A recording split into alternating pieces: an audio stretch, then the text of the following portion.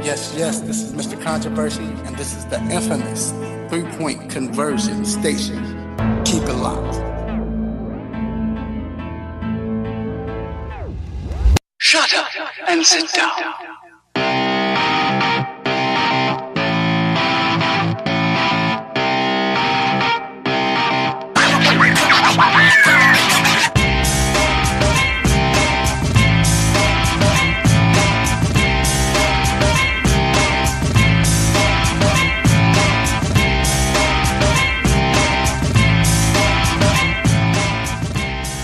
From coast to coast, representing all the dog pound in the battle for Ohio.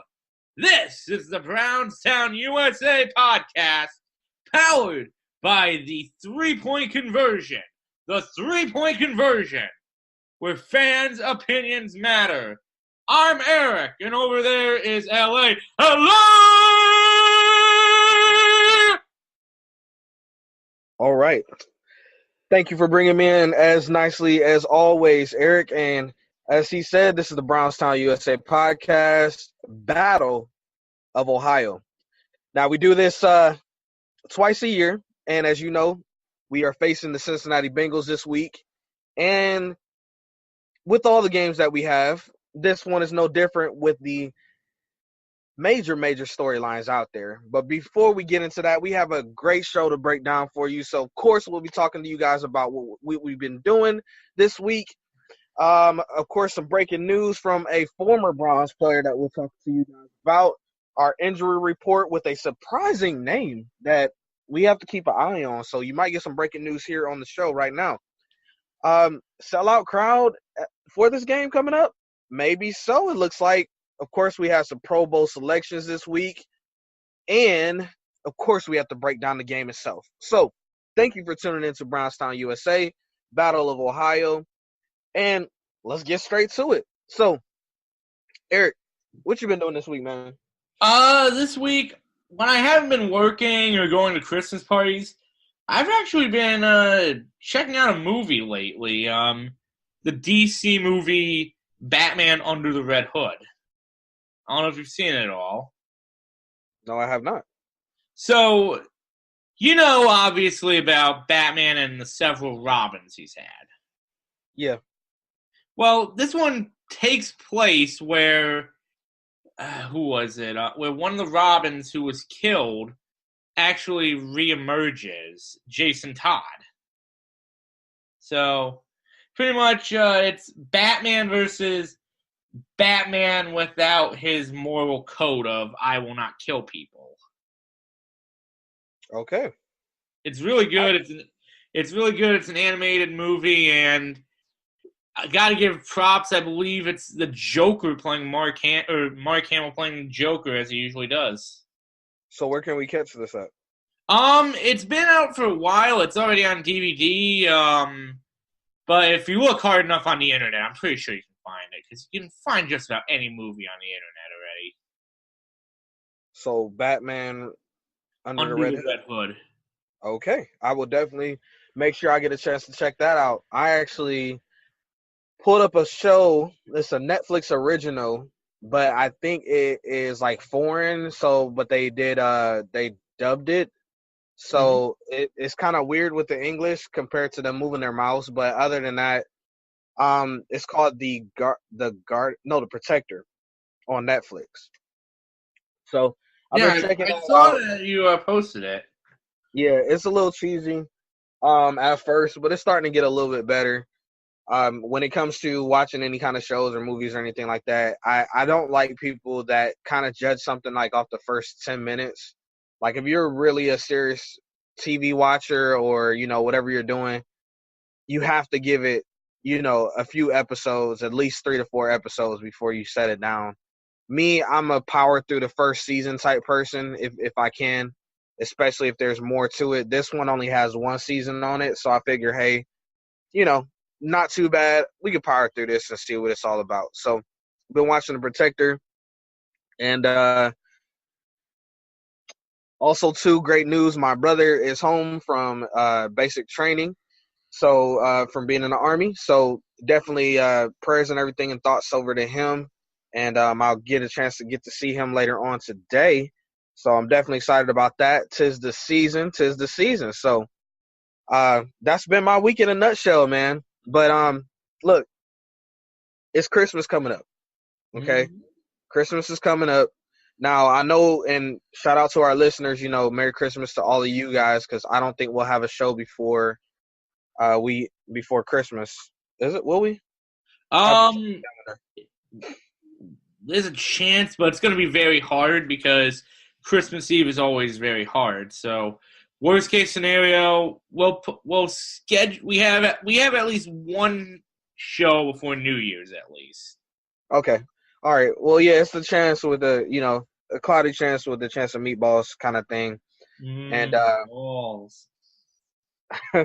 So we'll try to get one out to you guys, like you said, before New Year's. But if not, Merry Christmas to everybody. I know this can be either a joyous time for people or a tough time. Me personally, I'm not a big holiday person, but I celebrate it for my kids and stuff.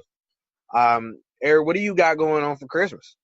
We usually have family over for breakfast, and then usually go to my aunt's for Christmas dinner. It's going to be special this year because the family, for the first time in a while, is actually going to be all together. You see, we actually had one of my cousins move out to Seattle recently, so she's been spending time out there. One of my cousins lives up in Boston, and one of them lives down the street from my house, but that's the thing. It's just we're just getting together as much as we can. How about you, man? Nice. I really don't know. Like I said, for me, I'm not really a big holiday person, so I usually play it by ear and just have people tell me where to go and where to be, and then I just show up. That's just kind of how I do. I think we got a couple ugly Christmas sweater parties to go to. Thinking about one on Saturday. So, always good to do that. I have, I think, the perfect ugly sweater. So keep a lookout on social media. I'll probably be posting some pictures of that. So, I'll be doing the same. I just bought mine from Walmart last week, I believe. Yeah, last week. It's not just an ugly sweater. It's an ugly everything. Like, I got the ugly sweater, and then while I was there, they had an ugly blazer jacket for the holidays. How did you get Walmart to print your face on your sweater that quickly? That's crazy. Oh, I didn't. I actually went right to the sporting goods section, and I found one with Antonio Brown's face on it. This guy. Way to turn it back to some sports news. Great segue. But look, we're going to take a quick break. We were talking about, just what we're going to do this week and everything. Let you guys know a little bit about what's going on in the lives of Eric in L.A. So we'll take a quick break. When we come back, we have some big news for you guys. This is Brownstown, USA. Oh, Battle of Ohio edition. Be right back.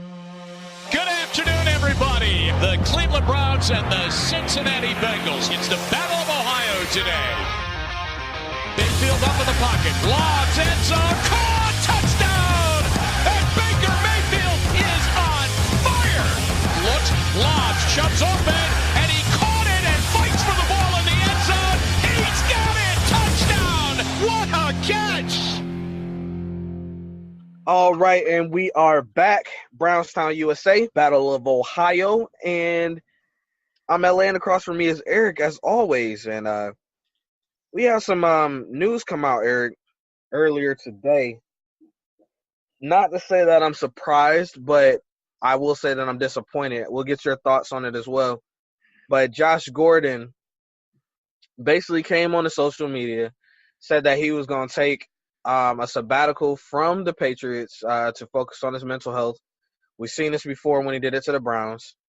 But this time, however, the smoke is really real. And as they say, where there's smoke, there's normally fire, that he will be served with his 5th suspension and facing basically just banishment from the NFL.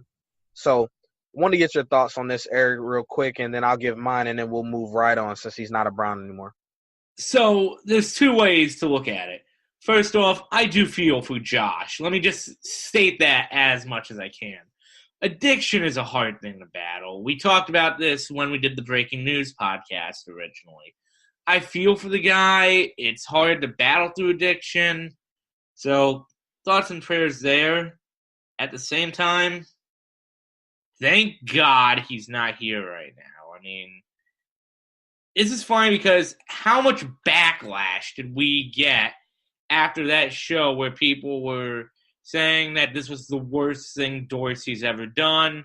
One person went as far to say that this disregarded everything he had done and gave him about a C to a D rating as a GM. So how does that look now?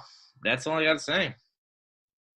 Yeah, as far as speaking with the whole John Dorsey and how it looks for our team with the Browns, yeah, I didn't bash Dorsey for doing this. I understood completely. I mean, and I don't understand why Browns fans still don't get it. I think that's one of the biggest things about us and why we're so loyal is because we always look in the past. We always want to give people a chance, and we always hold on to them. And maybe that looks more into Cleveland fans' mental health overall. Because if this was, I would say, any other fan base, I mean, they would have been done with Josh a long time ago. But we hold on to our players, and we love them more so than a lot of other fan bases out there. And when this trade came down, I mean, we both said it on the show at the time that, you know, it was time to move on. It was just too much going on, too much baggage, and too much weirdness, and too much holding your breath for somebody like that to come back. And I mean, how many years, Eric, before we even met, were we sitting up here saying in our own respective groups before we combined is, you know, can't wait for Josh to get back, man. Wait till Josh get back on that field, man. It's going to be crazy. So, you know, we've been saying that for years, and we've been holding our breaths, and then finally, you know, we just go ahead and trade. And now that he's been gone, I mean, it's like this dark cloud has been lifted. I mean, things have been well, I won't say things have been happier immediately after the trade, but it took some other things to happen for us to get there. But it was a move that was on the path for our growth into what we are now, and to be able to be proud to talk about the Browns. Now, speaking at it from Josh Gordon's standpoint, I side with Josh as well. Personally, I've dealt with some things too. Nothing as I don't think as extreme as him, but I've seen addiction. I've dealt with addiction, so I get it. And I'm always going to side with Josh, and I'm always going to side with the player as far as life is bigger than football. So I want him to get right. I don't think, and I'm throwing it out there now, and I'll get your prediction on this as well. I don't think we'll see Josh Gordon in national football again. I think this is it. But at the end of the day, his life could get so much worse after this, Eric. You know, we could see him in the news getting in trouble with the law. We could see, you know, him commit. I mean, there's so many different scenarios at the end of the day with this. So life is bigger than football. Get well, Josh. Absolutely. I mean, I hate to be that guy, but his career is over. Look, how many times we've seen great success stories of people that have gone to another team and done well. I mean, obviously the example that everyone talks about is Chris Carter with the Vikings, or even Randy Moss with the Patriots. But then you have the other stories like Chad Ochocinco, who his career just died the minute it went to New England. And the thing is, that was all on him because he was too lazy and didn't want to do anything. Probably the biggest example of all that also, Albert Hainsworth. If you're not going to put the time in, especially someplace like New England where they will run you hard to do it their way, and it looked like he was doing it, but, well, it happened. I mean, now, go ahead. I was going to say, with those, you know, examples that you just gave, you know, more so that was just them looking inside of their heart and saying, okay, is football really it for me? Is it still there and working towards their craft? You know, with Chad Ochocinco, yeah, he was naturally talented, but, you know, he didn't put in the work on the field for his route running, different things like that. Albert Hainsworth didn't put in the work as far as working out and stuff and staying, you know, at a good weight. With Josh, you could tell. I mean, you could just look at the guy and know that he puts in work as far as on the field and with his body and stuff. But it goes to tell you that you need different aspects to be able to succeed in this game. And it's not just a physical game. It's not just a talent-wise. It is also a mental. And a lot of people were trying to side with Josh as far as saying, man, it's because of the negativity. It's because of Cleveland, this, that, and the other. But now you see he went to a perfect scenario. The Patriots are winning. I mean, it's not their best year, but they're not losing. They're going to the playoffs. And he decided before they go to the playoffs that he was going to step away from a team. So it wasn't about winning. It's really a mental thing with Josh. And this should hopefully, of course, it won't open up everybody's eyes because it's the earth and this is just how people are. But it should open up hopefully a few more eyes now to see that there's something really mentally going on with them. Absolutely. And I don't know if this is true or not, but there was a rumor going around that he might have had a breakup with his girlfriend, and that might have caused something. In any case, it goes back to this whole idea, no matter what, of, well, if that happened, did that trigger something, perhaps? In any case. But you, like you said, even if it is a breakup with his girlfriend, I don't know how deep the relationship is. I mean, me experiencing divorce and stuff, I know it sent me down a dark path at one time too. But when you have something mentally going on, any little thing can trigger it. So I believe that this is the right decision because you have to be mentally strong to be able to go through some bumps and bruises in this world. It's not going to be all puppy dog tails and rainbows and stuff like that. It's going to be some hard things. So you're going to need to mentally be strong. And if that's what he's truly going to do, suspension aside, get mentally tough, man, and go from there because there's always going to be something that's going to pop up. Absolutely. Period. I mean, we wish him well, but yeah, sorry, Josh. It's time, bud. All right. So we're going to take a quick break. And when we come back, we're going to jump into some injury news and also what is trending with the Browns. This is Brownstown USA Battle of Ohio edition. We'll be right back. Hey, I'm Diana Taurasi from the Phoenix Mercury, and you're listening to the 3-Point Conversion Radio.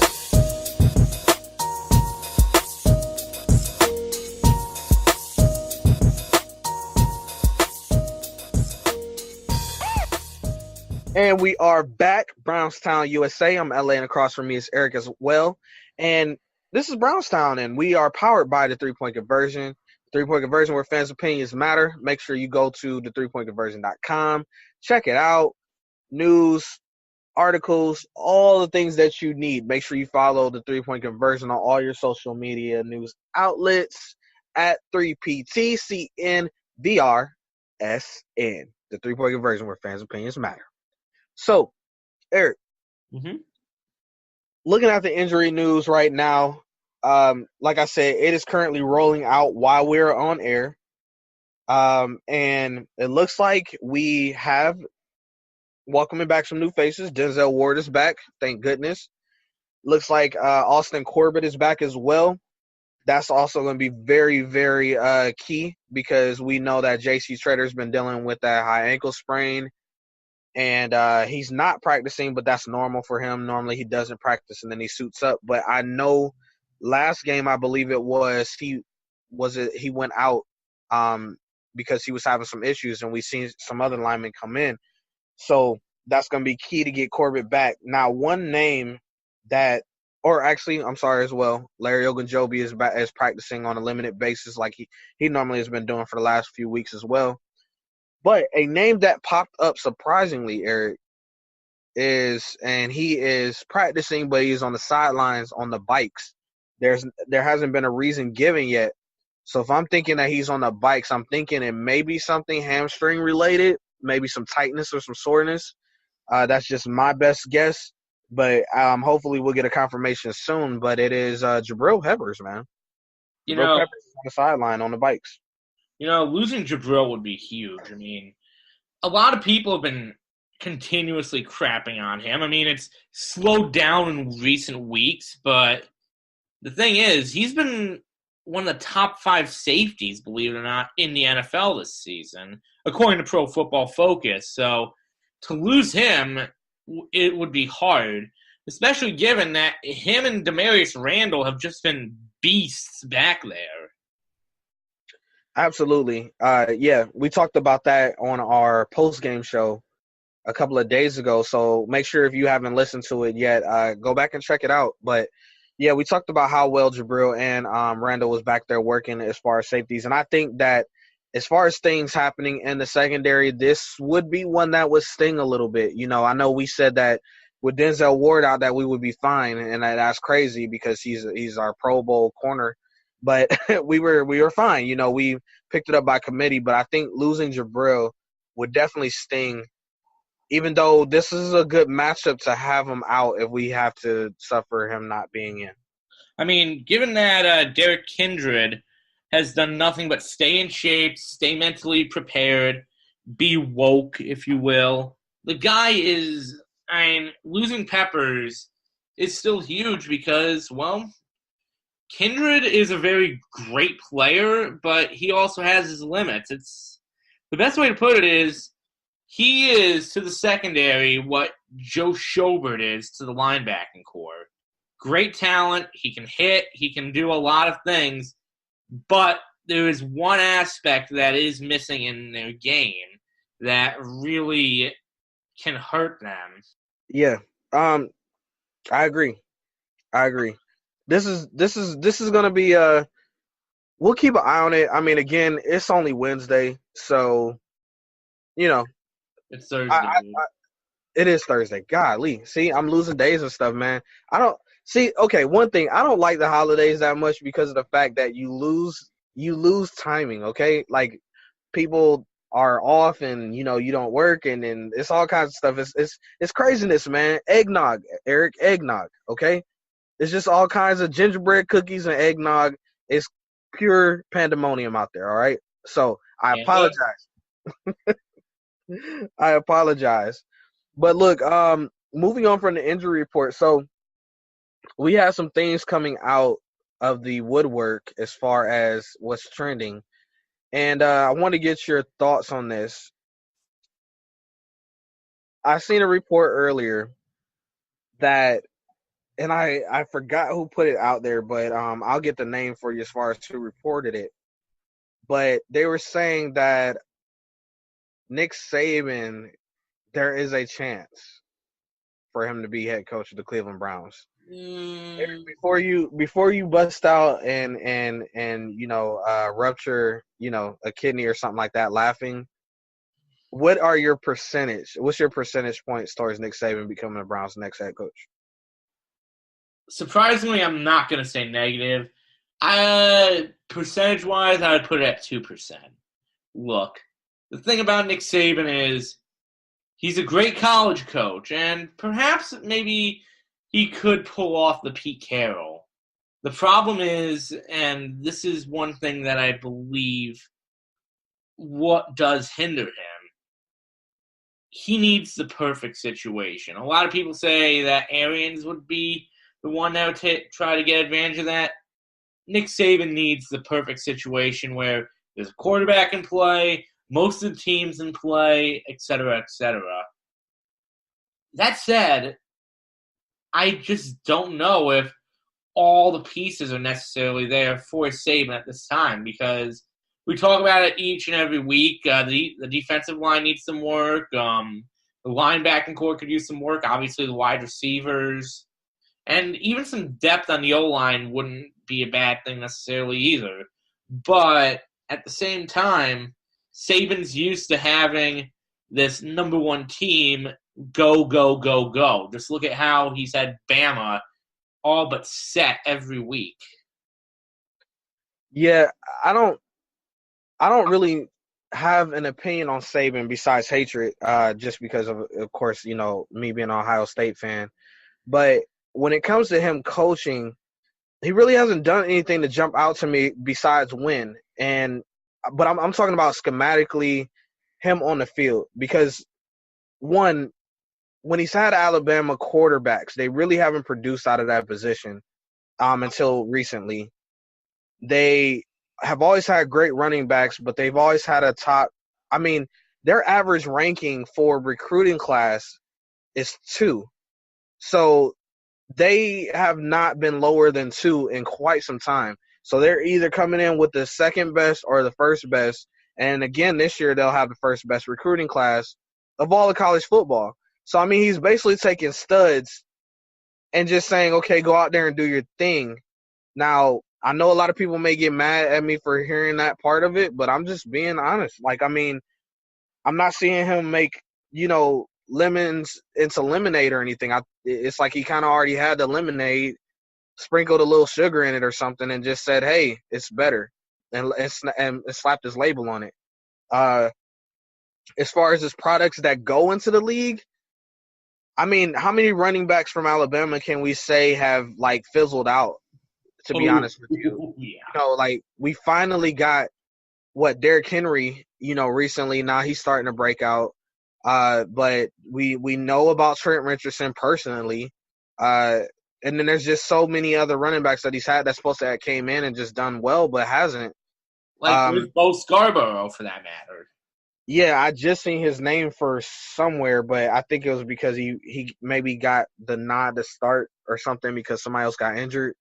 But I mean, the only products that he's put into the league that's done well is on the defensive side of the ball. So again, I'm not really sure if I'm just too hype on Nick Saban. I think he's more of a name, not taken away from his college record because he's a phenomenal college football coach.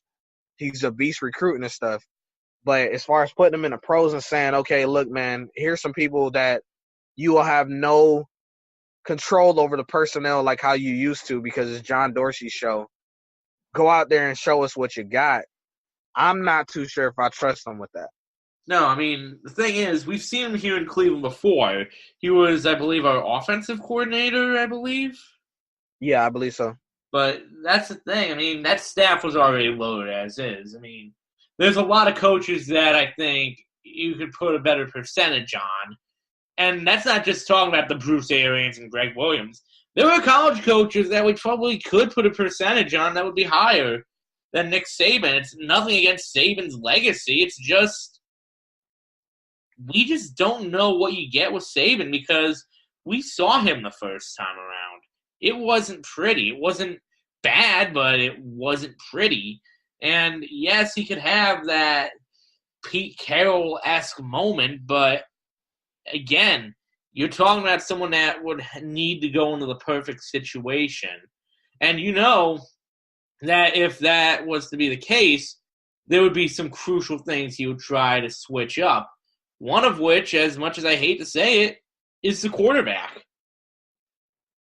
Right. But look, yeah, you gave it a 0.2. I'm going to give it like even lower, a 0.1. I'm over it.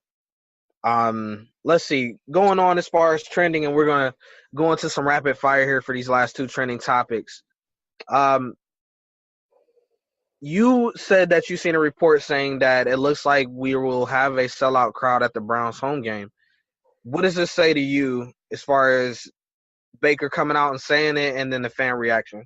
Well, for one thing, I don't know if it necessarily has to do everything with Baker because the team's looking damn good. Let's be honest. I mean, yeah, we're not crushing opponents. We're not cruising easy victories. But the thing is, it's about time, and people want to come and see this team. They made the Cleveland Browns great again. Oh, yeah. Yeah, no, we said it on the last show as well that we figured that fans would come out and show out. So, I mean, this is no big surprise to me at all. It's actually, I don't even really see it as news, but it was out there trending, man. So, it is what it is, but great job, fans, for being out there. I'll be watching from the house this week just because of me not feeling well this past week, but I'm still going to celebrate with you guys and love every minute. So, shout out to the fans. Now, last but not least, before we take our break, we have Pro Bowl selections this week. And we seen the Browns have up to 6 players be alternates some first alternate, some as low as fourth alternate. Well, and also besides, let me go ahead and throw out there Myles Garrett and Denzel Ward being able to go straight, and we'll start at their respective positions. But the lowest as fourth alternate was our own Baker Mayfield, and they caught up with him in an interview and talked to him about it. And basically Baker's reaction was like, man, look, who gives a snot? I mean, like, you're basically saying that I'm out on the playground and I have 3 other people ahead of me, and yeah, if they get sick or get injured, then that means I'm in. He's like, that's not anything to be proud of. Eric, how do you feel about that statement? Well, first off, I'm just going to say it. The Pro Bowl's freaking useless. Let me be honest with you. The Pro Bowl it's cool to see the players get together and do all the fun stuff, play the game, do the dodgeball tournament. But at the end of the day, it means absolutely nothing. I mean, it's pretty much like the All-Star game, just a fan favorite who's the most popular player in the league. But you know what? In any case, I also do like it a bit just because I think it's going to fire up Baker, to be honest.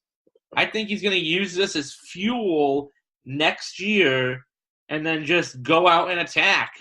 I mean, this is a guy that, for lack of a better word, reminds me of Phillip Rivers, but instead of going out and yelling at people, he's using it as a combustible fuel.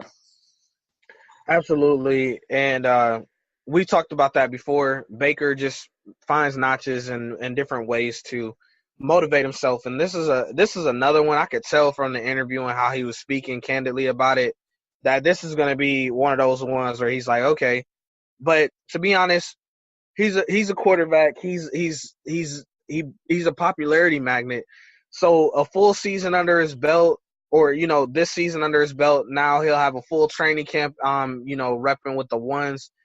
And then going into next year, like, I have no doubt in my mind, but I do want to ask you, will Baker Mayfield make the Pro Bowl next year? I think he probably could. I mean, look, this year we already knew that Tom Brady was going to be going there. We knew Big Ben was probably going to be going there.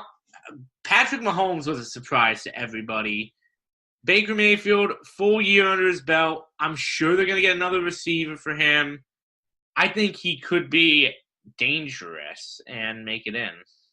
I can't believe Patrick Mahomes is a surprise, especially when he's mentioned in the NFL MVP conversation, and actually it's most people's leading MVP right now. So, but as you said again, it's a popularity contest, and I feel like Baker is that popular guy. Like Patrick Mahomes, he's been torching the league, but me, people know him for being a Muppet.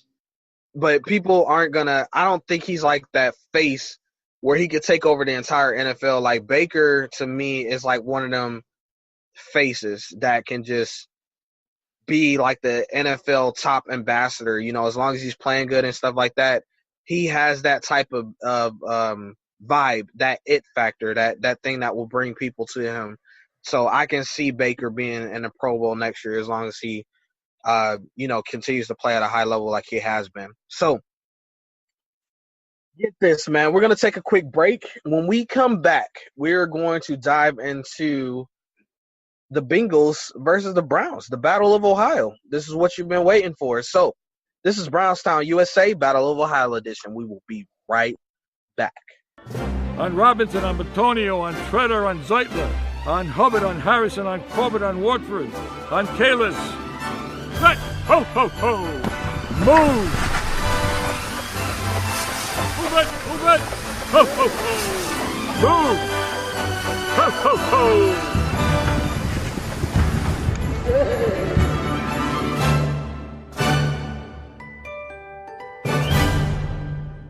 And we are back, Brownstown USA, Battle of Ohio edition.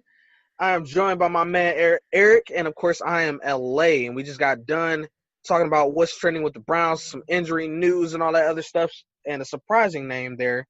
If you missed it, of course you didn't miss it because you're listening to the show right now. So anywho, Eric, I got to ask a couple questions, man, about this preview coming up. So the first question I'm going to throw to you, if the Bengals do this, they will win.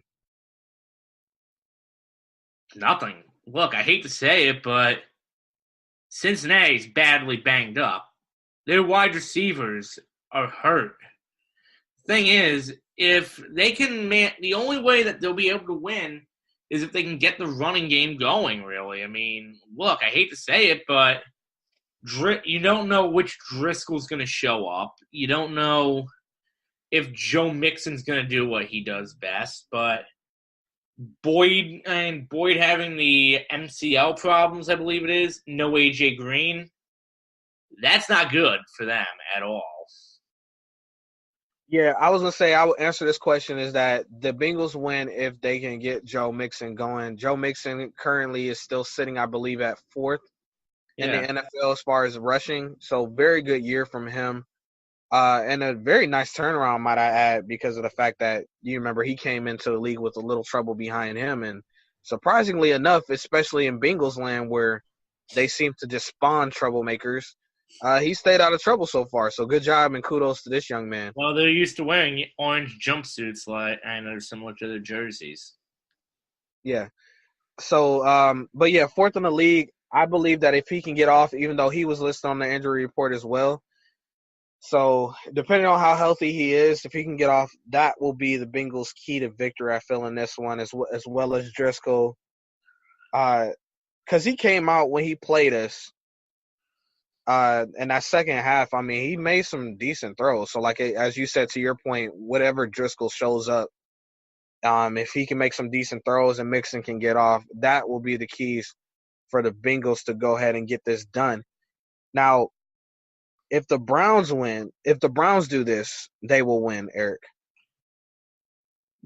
If the Browns do not take their foot off the pedal, look, I don't care what happened in Denver. You got to put your foot on the neck and just snap it. Look, the fact of the matter is, this is a rivalry game. You can't get too cocky and you can't play conservatively. You got to be aggressive here because Cincinnati is one of those teams that can't sneak up on you. Hell, we nearly saw it in our last game against them. Very true. And I absolutely agree with your point there. I will also throw in the fact that if the Browns continue to do so well in the red zone, look, these teams that we've had before, they've always struggled in the red zone. We've always been at the bottom of the league when it comes to red zone conversions. But as a stat that I ran across, Baker Mayfield has the second highest passer rating, 117.1 in the red zone this season. That's in the league, not rookies or anything like that, but in the league, second highest. I believe the only person that is beating him out in the red zone, I believe off the top of my head, is Drew Brees, I want to say.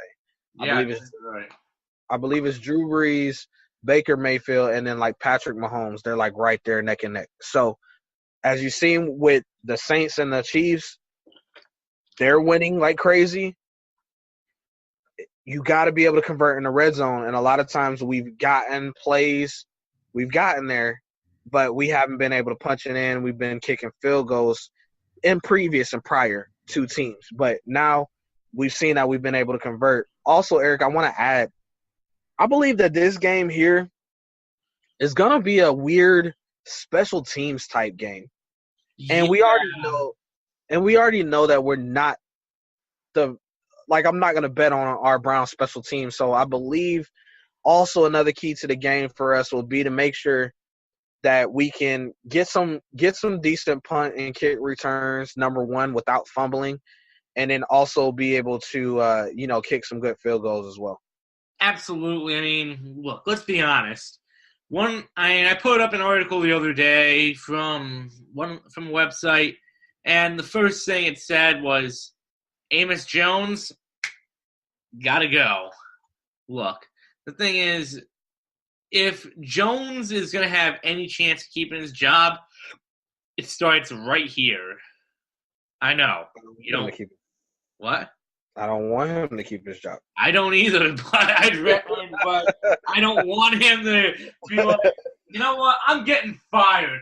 F it all. just go ahead and not call fair catches while you're surrounded by a bunch of convicts. Yeah, I was gonna say don't give him any points because I don't want him to hear the show and do it and then he stays. So I don't want him to keep his job. I don't like Amos Jones. It was a weird hire in the first place. So yeah, I'm not feeling Amos Jones at all, and we've put that out there a long time. So Eric, I know that you've been kind of tracking this. Baker Mayfield is how far away from the yardage for rookie? Is it rookies, right? Among the yardage, let's see. So Baker Mayfield right now has, I believe, 21 touchdowns. So he's 5 away from tying Peyton Manning. So he's got to get at least 3 in this game and then 2 against the Ravens, which is doable. What? I said it's doable. Absolutely. Honestly, if Baker has a good enough game, because I thought the first time he played these two, he played the Bengals, didn't he have like 3 or 4 touchdown passes? I want to say it was 4 last time, if I'm not mistaken. Just off the top of my head. If he can go ahead and do that again, he's going to break the record, I think. And to be mentioned with Russell Wilson and Peyton Manning, one a future Hall of Famer, the other on the path to being a Hall of Famer, I'm going to say. Because, look, Russell Wilson's a great quarterback. He's still too young to say he's going to the Hall of Fame now. Yeah, Russell still has some time. That could be debatable, though. I mean, he's definitely been so much to that franchise. So, I know he was close. Baker is also closing in on a yardage record too, right? Yeah. So the all-time leader for rookie passing yards in the history of the Cleveland Browns, I can't believe I'm going to even say this, is Brandon Weeden. Yeah, I knew that. So Brandon Weeden, I believe, had 3,000, and I'm looking it up as we speak, but I believe he had 3,000. Here it is, 3,385 yards. Baker Mayfield sits at 3,065. So he needs to get at least, and he is right there. He is 320 yards away. Which he'll get that. He'll definitely get that. But you also have those. You also have Nick Chubb closing in on 1,000 yards. He is 140 yards away. Which he'll get that as well with 2 games remaining. So yeah, good stuff, man. From our 2 rookies, and Baker did throw 4 touchdowns in the last matchup against the Bengals as well. So just confirming what you said earlier. But yeah, good job out of our rookies. We can't say enough about them.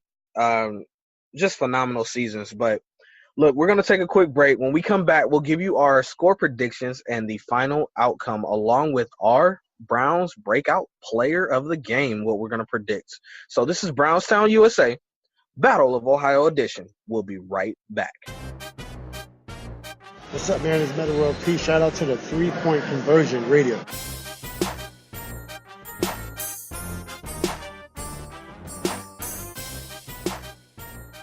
And we are back. Across from me is this pretty guy, Eric, and I am LA. And this is Brownstown, USA, Battle of Ohio edition.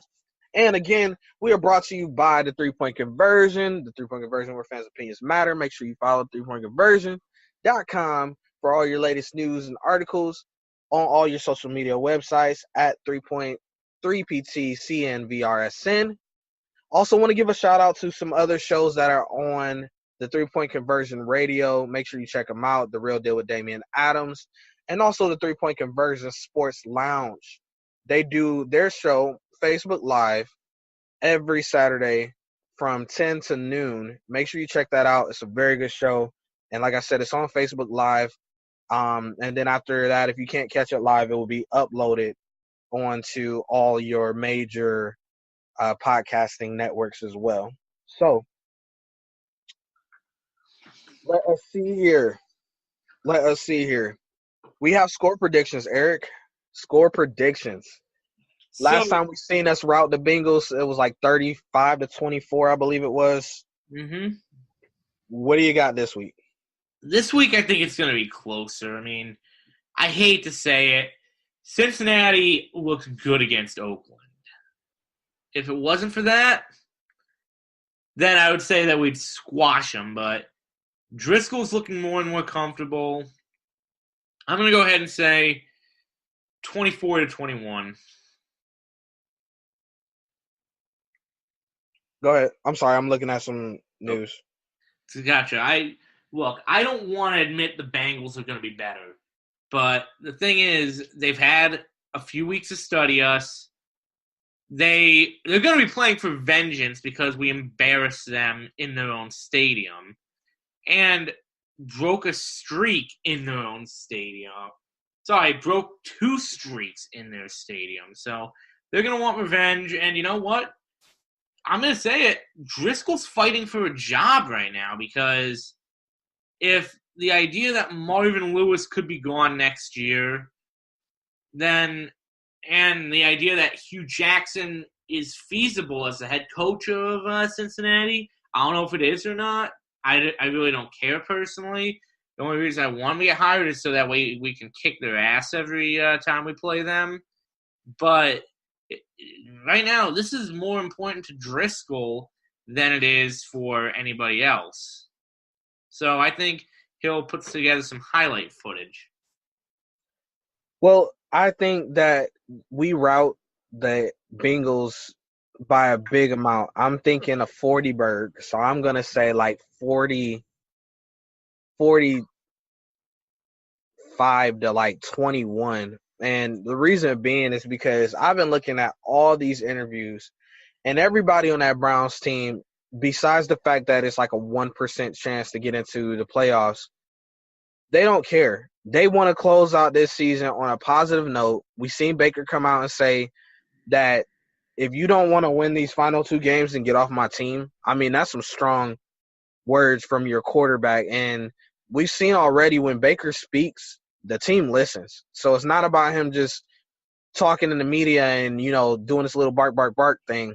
Like, he's actually saying stuff and people are following behind it, as we've seen with the whole fan thing. I mean, we're about to sell out this game here, and we have a 1% chance to go to the playoffs. Normally that doesn't happen for the Browns. That's not happening. So we seen when he speaks, it happens. He said he want to win the final 2 games. Myles Garrett said it. Jabril said it. Everybody's come out. The main leaders on this team have said, look, we're trying to win these last 2 games. Like, we're trying to close it out. We're trying to close out with a record above 500 this season. Dude, they're going to – and then also, too, who was it? It was Jabril that said that he was okay with Hugh, but he wanted to kick his ass when he came back. He said that. So it's happening. I think that they're going to absolutely just thrash the Bengals. Either way, we think that the Browns are winning no matter what. No, ain't no either way. They're going to rout them. They're throwing up a 40-burg. Don't try to play off my 40-burg prediction. It's happening. And we're going to see Baker toss another 4 touchdown, maybe even 5 touchdown, and just set the world on fire. And it's going to be like Elmo with the fire behind him, the GIF with Elmo. And we're going to break Twitter. It's going to happen. So, anywho, who's your breakout player? My breakout player is going to be, you know what, I'm going to be honest with you. I think it's going to be Jamie Collins this week. The fact is, whoa. Here's the thing. We all know that. Wait, is this? Is this history in the making right here? Is that the first time Jamie Collins has been picked as our breakout player ever in BrownsTown history? Look, I'm going to be honest with you. I want you to always be honest with me, Eric. I want you to always be honest with me. Look, I have a gut feeling that Jamie Collins probably won't be back next year. But the thing is, Collins needs these last 2 games to be good, if you will, because the thing is, he said that he likes Cleveland a bit, so mainly because we're probably backing up Brinks trucks to him still. But the fact is, considering The Patriots nearly traded for him.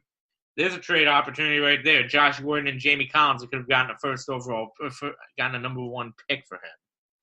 But anywho, the thing is, he needs a good game. He needs a good couple of games because he knows that he may not be back next year because of the regime he came from. As much as we may say, well, he's been productive this year, he's been okay. He hasn't been overly great. Greg Williams does like him, but he's still a product of the Sashi regime. Yeah, I was looking over his contract. He's a free agent in 2021, so we still got 2 more years on him. His cap hit is about 11 mil and then 13 mil. But if we cut him, and I'm still learning cap stuff, but so dead cap would mean if we cut him, right? Yeah. Wow. So if we cut him, dude, we would only suffer a $2 million hit. I think he's gone. Like that is too much of a deficit. And then with his play, his hot and cold play, like if we cut him, we're gonna save over $8 million in the cap just off of the first season. And then the next season after that, he'll only be a $1 million cap hit. So, in dead cap. So we would save a ton of money. This whoever structured this contract was a genius. Dashi. Well, yeah, we didn't never say that he wasn't bad at getting the numbers out there. He was just bad at everything else. Pretty much. So, thank you, Sashi, again. I hope unemployment is going well for you. I'm sure it is. I'm pretty sure it is. I'm sure he's not hurting for nothing right now. But yeah, so Jamie Collins is definitely a top candidate for being Gonzo. And we'll talk about that more as we, wrap up the season a little bit later down the line and do our Browns wrap up. But yeah. Okay, so first time in Brownstown history, Eric has picked Jamie Collins to be his breakout player. Best of luck to you, sir.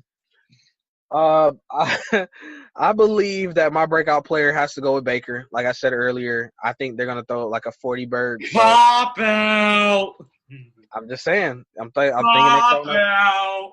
Hey, it is what it is. He's going for a record. So Pop out! You done? You done? Yup, go ahead. Okay. Yeah, he's going for a record, so I think he's going to ball out. I haven't picked Baker ever. Pop out!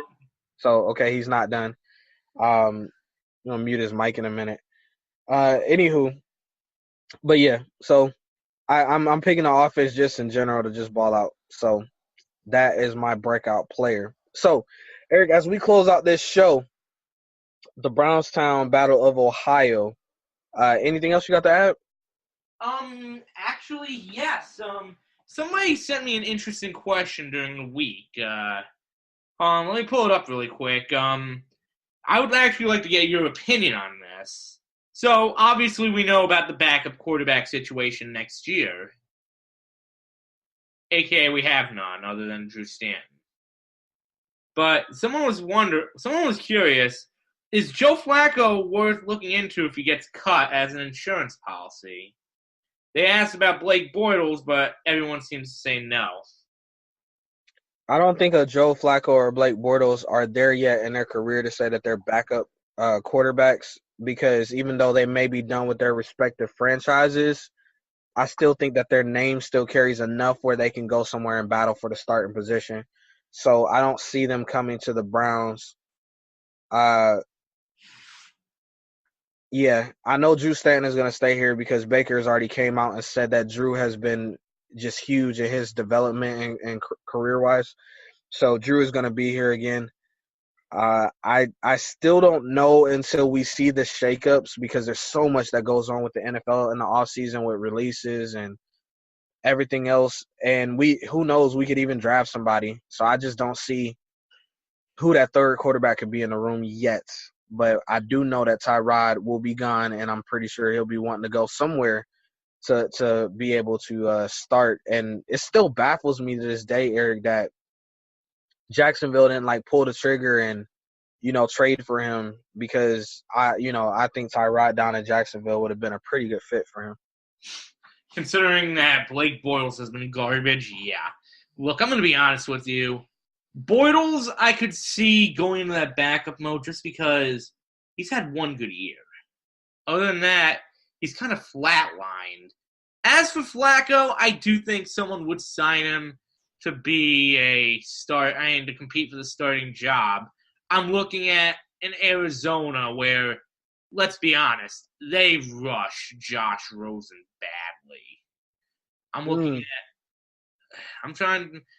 at, as much as weird as it sounds, a New York Giants who they're probably going to take a Drew Lock or Justin Herbert in the draft. They can't roll with Eli, though. That's the thing. But you know what? Yeah, we're going to need to see some things unfold, because especially with the Giants, I've been hearing that Eli wants to stay there in 2019. And then as far as Arizona, I think that I don't see them signing Flacco, and the reason being is because they tried to do this already with having who was it? Bradford there. Bradford's not flat. Bradford is an embarrassment compared to Flacco. I get it, but I'm saying they already tried to have like a bridge guy for Rosen, and I don't see them going and doing it to him again for a second season. I think they gave him the ball. They want to just run with him, see what they get out of him, and just go from there. That would be absolutely crazy, unless you are the Browns, which we've seen it. Well, that would be crazy. Their head coach out there, so who knows? Well, yeah, like I said, that would be crazy to go through all that, and then like you said, there's going to be a ton of staff changes, a ton of head coaches getting fired. So bring back Rogan, baby. It's going to be crazy. So, anywho, this is Brownstown Battle of Ohio edition. Thank you for tuning in. Again, we are powered by the 3-Point Conversion, where fans' opinions matter. Make sure you check out our shows on the 3-Point Conversion Radio on all your major podcasting networks. That is Spotify, that is iHeartRadio, that is iTunes, that is Spreaker. Wherever you need it, we got it for you. The 3-Point Conversion Radio tab. Just click on us. Make sure you subscribe, and then also make sure you leave us a review. Let us know how we're doing. Make sure let us know how you feel about the show. Make sure you follow us on Twitter at BrownsTownUSA. And also soon to be coming to Instagram as well at BrownsTownUSA, and on Facebook, our Facebook group, BrownsTownUSA as well. So as Eric continues to spin his look like a terrible towel. No, trust me, if I had one of those, I don't know if I could live with myself. Well, as Eric continues to not be able to live with himself, we will catch you guys hopefully sometime next week. Again, it's the holidays, so Merry Christmas. And if we don't catch you, Happy New Year as well from Brownstown, USA. We're out. Peace out, people.